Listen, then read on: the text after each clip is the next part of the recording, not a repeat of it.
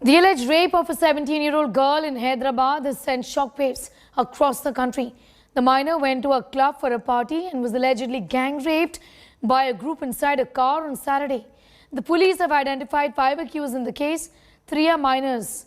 1 accused, Saduddin Malik, has been arrested. Sources say another minor's involvement has been confirmed, belongs to a politically influential family and will be arrested soon.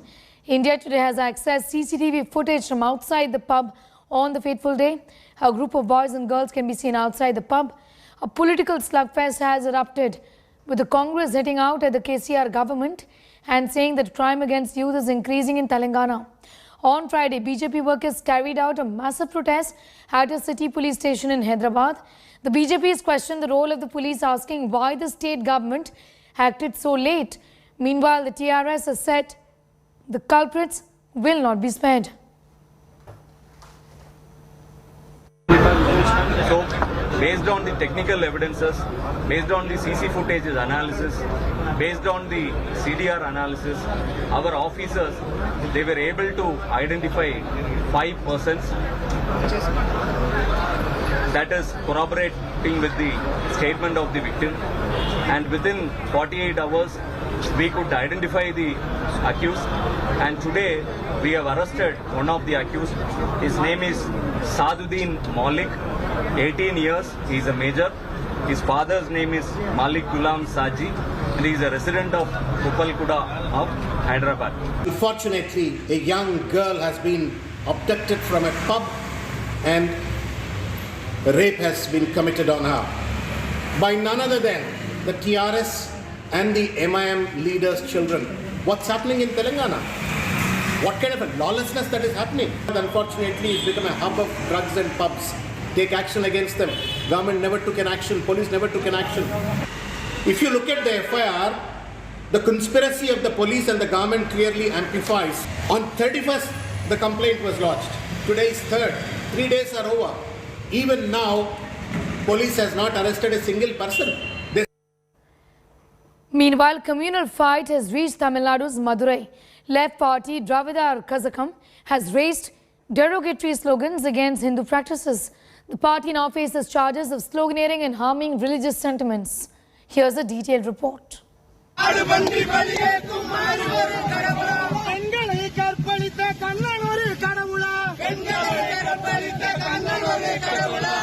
Fight over faith in Tamil Nadu.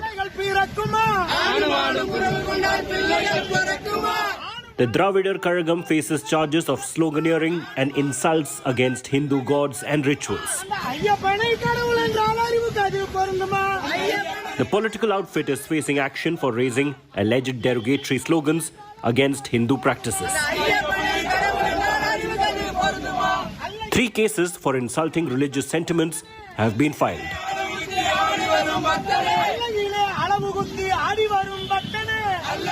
Hindu outfits are demanding action against participants in the rally. The Dravidar Karagam has denied any role in the hateful slogans, claiming the accused were working on their own will. The AIADMK and BJP too have joined the political fight.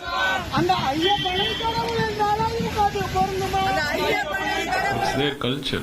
History will tell you, this is not the first time. This probably would be the 1000th time the Dravidar Kalagam, the parent body of DMK, is abusing one sect of belief, particularly the Hindus. It is happening regularly, and the state government doesn't seem to, take care of this. They don't bother about this.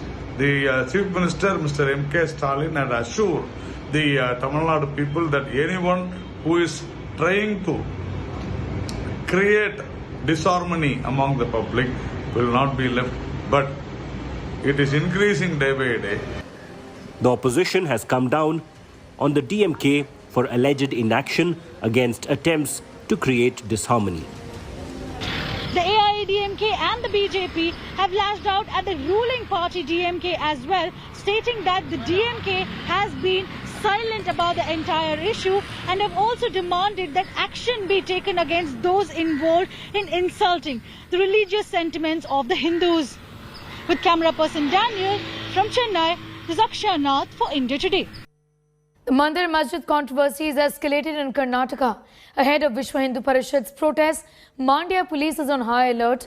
Section 144 has been imposed as the fringe group threatens to enter mosque and perform puja.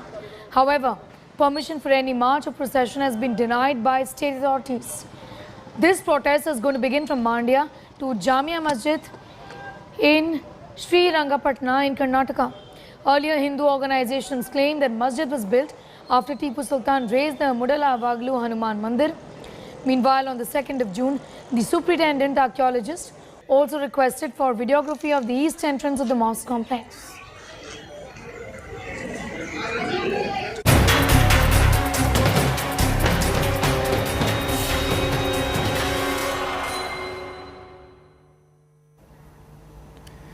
The Gyanvapi Shivling tussle continues to peak. A Hindu seer has waded into this controversy, throwing an open of prayers at the mosque today. Permission for worship for the Swami has been denied. A massive standoff is expected, with the Varanasi police beefing up security at the Swami's house. The Swami, the chief of the Vidya Mutt, has warned he will offer prayers at the claimed Shivling in Gyanvapi. A group of 71 people from Sri Vidya Mutt are going to be accompanying this year. Not just that, he went on to say that Gyanvapi mosque belongs and must be returned to the Hindus.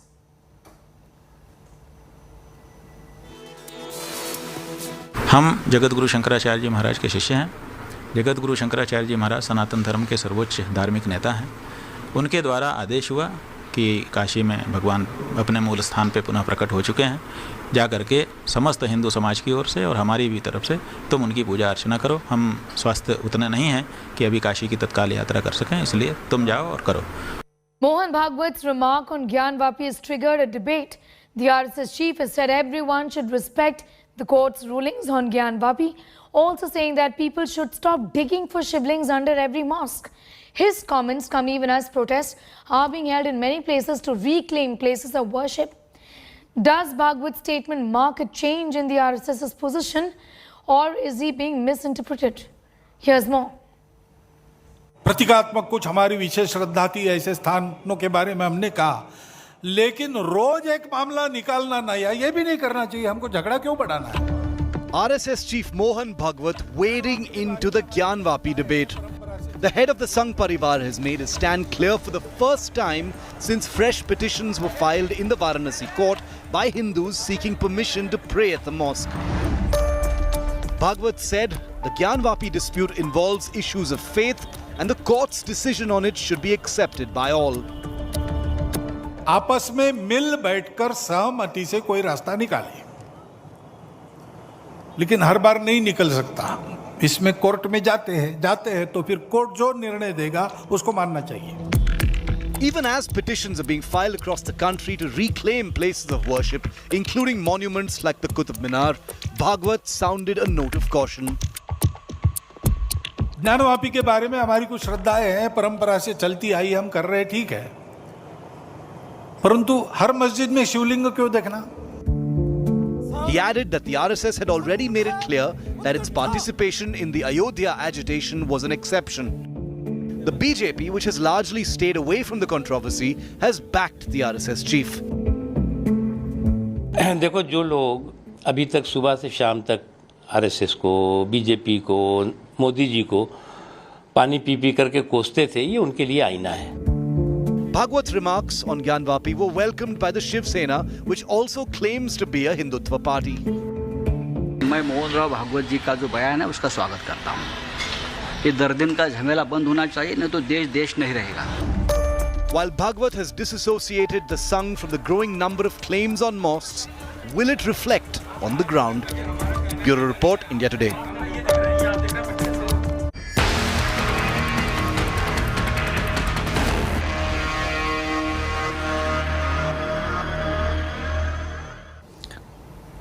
India Today has accessed the CCTV footage that shows Sidhu Moosewala's killers fleeing in an alto car after abandoning the Bolero and the Corolla car in which they came and shot dead the gangster, the singer. Here's more.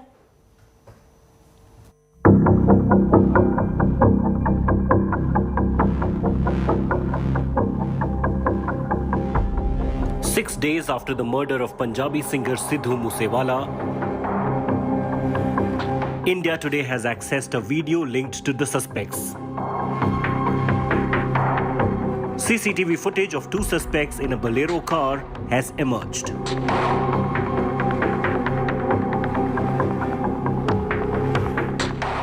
This is allegedly the Bolero car that may have been used in the murder of the Punjabi singer. The footage shows suspects at a petrol pump in Hyderabad. India Today has also accessed another CCTV footage linked to the murder. This footage shows alleged gangsters fleeing after the shootout in a white Alto after abandoning the Bolero and Corolla they were in. In this video, both the cars used by the assailants, Bolero and Alto, can be seen.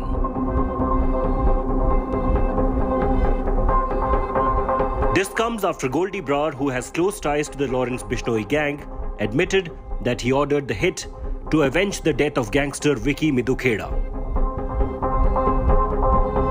Sources say gangster Lawrence Bishnoi too has allegedly admitted to the cops that his aide is behind Moosewala's gruesome murder. Bureau Report, India Today. In a killer admission, jail gangster Lawrence Bishnoi has confessed to killing Punjabi singer Sidhu Moosewala. The gangster has confessed that one of the members from his gang got Moosewala killed on Sunday evening in Punjab's Mansa. This is an India Today exclusive report. A 30-year-old dreaded gangster operating stealthily and fearlessly from Delhi's maximum security Tihar jail. Murder, extortion, robbery. Lawrence Bishnoi has more than 24 cases against him. In a stunning admission now, Lawrence Bishnoi has for the first time admitted to have gotten Punjabi singer Sidhu Moosewala killed. Sources tell India Today that Bishnoi admitted to his role in his statement to the Delhi police. Sources say Bishnoi has claimed Moosewala was killed to avenge the death of rival gangster Vicky Midhukheda. Moosewala's manager Shagan Preet's hand is suspected in the murder of Midhukheda last year. Lawrence Bishnoi's close aide and Canada-based gangster Goldie Brar too had claimed responsibility for the singer's killing, citing the same reason, avenging Vicky Midhukheda's death. Despite being jailed, Lawrence Bishnoi continues to run his crime syndicate from Tihar jail with impunity. He's also allegedly involved in extortion from the liquor mafia. Bishnoi's gang is also known to extort money from Punjabi singers. He met Goldie Brar in 2009 and expanded his operations across India with the help of his aide Sandeep alias Kala Jathedi. There are over 700 gangsters across the country allegedly working at this time for Bishnoi. With Lawrence Bishnoi and Goldie Brar allegedly confessing to Sidhu Moosewala's murder, the investigating agencies seem to believe the singer was indeed a victim of a violent inter-gang rivalry. With Arvind Ojha in Mansa, Punjab, Bureau Report, India Today. Well, after facing huge backlash, Punjab Chief Minister Bhagwat Singh Mann met singer Sidhu Moosewala's parents at their residence in Mansa. The BJP has hit out at this visit, calling it a photo opportunity, accusing the AAP government of state-sponsored killing of the singer.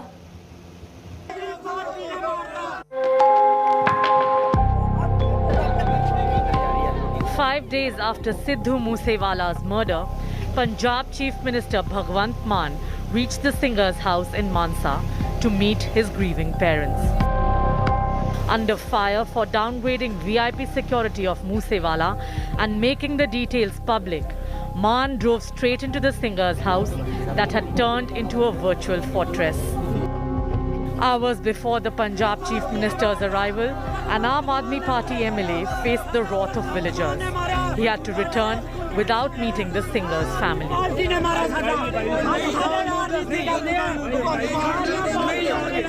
The Punjab government has now restored the VIP security cover of over 400 people after a stinging blow from the High Court. Sidhu मूसेवाले जी की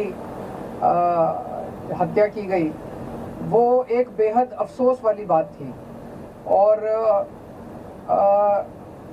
उसके लिए पंजाब सरकार, पंजाब के मुख्यमंत्री already कह चुके हैं कि पूरी कोशिश जारी है और हम विश्वास दिलाते हैं कि दोषियों को पकड़ के कड़ी से कड़ी सजा दिलवाएंगे। Blood politics is peaking over Moosewala's killing. BJP hit out at Man's visit, calling it a photo opportunity and accusing his government of state-sponsored murder. Bhagwat Man should stop doing PR optics and shedding crocodile tears.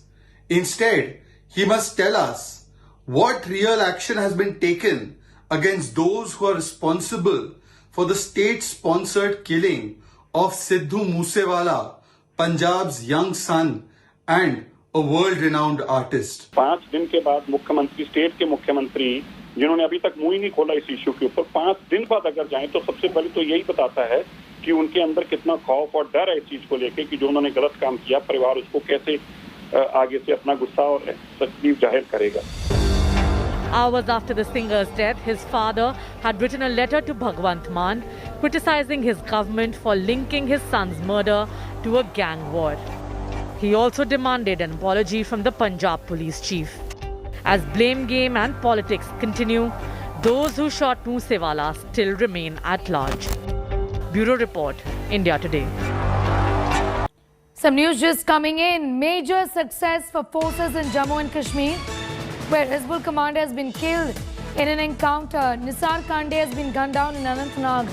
Encounter and arms and ammunition, including AK-47 rifle, has been recovered from this terrorist who has been gunned down in Anantnag. An encounter was ongoing and the Hizbul commander has been killed in this encounter, with AK-47 also being retrieved from the slain terrorist, is what we are learning.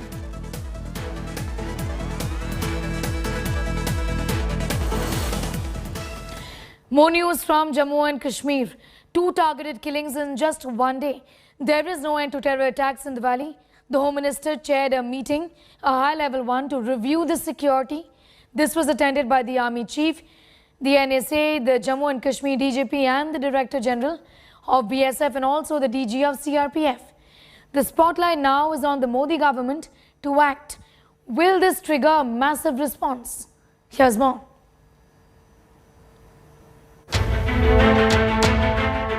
A banker and now a labourer. 2 non-Kashmiri Hindus killed in a span of 12 hours in the Kashmir Valley. Hours after killing bank employee Vijay Kumar in Kulgam, terrorists attacked 2 migrant labourers from Bihar working in Kashmir. 17-year-old Dilkush lost his life in the attack. Vijay Kumar's final journey saw hundreds pay tribute to the bank employee. His inconsolable mother and devastated father demanding justice for their young son's death. मैं के बेटा कौन के सदका mummy मैं 10-15 दिन तक आवांगा मैं हाइट और 10 दिन रह गए जाऊंगा तो 4 महीना को मिलेडो ब्याह करवा के गए हो पुठो मुंह नहीं निकाले माने मैंने छुट्टी कोनी मैं छुट्टी पर जाऊंगा बेटा एक घर तो मावड़ी का नामा दे इतना ही तो भी जस्ट हुआ है।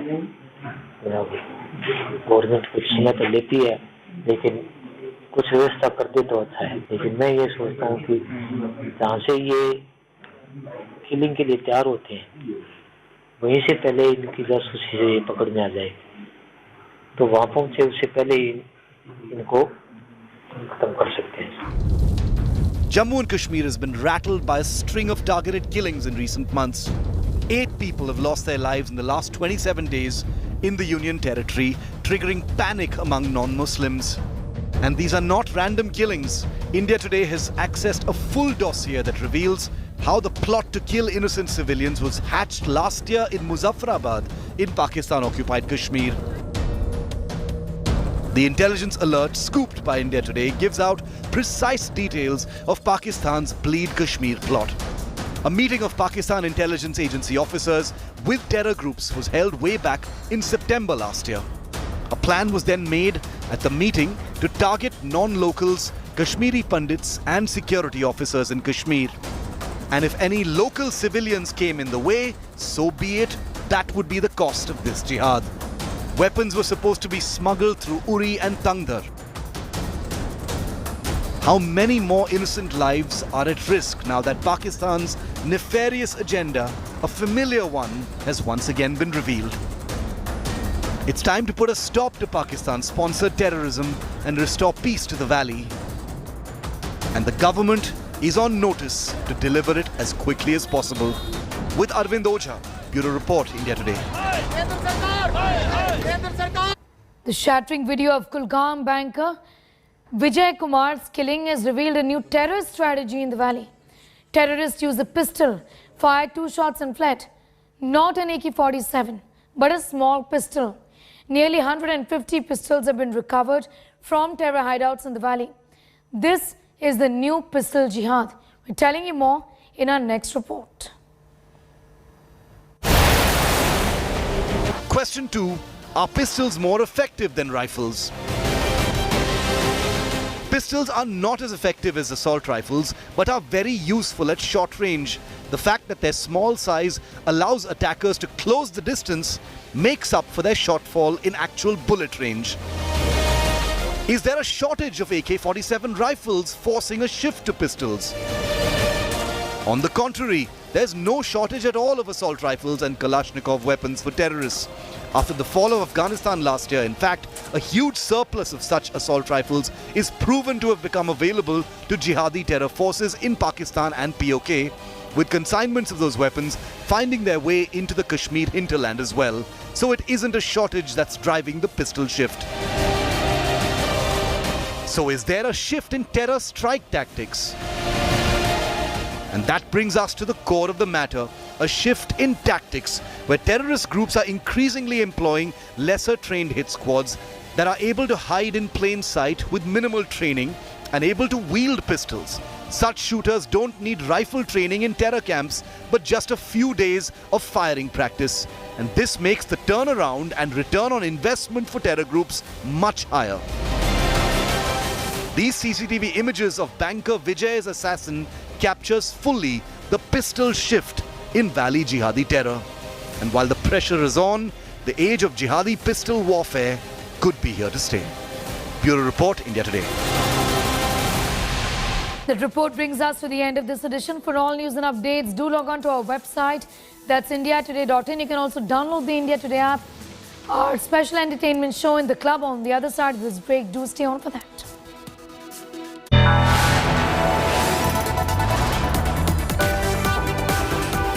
You are watching India Today.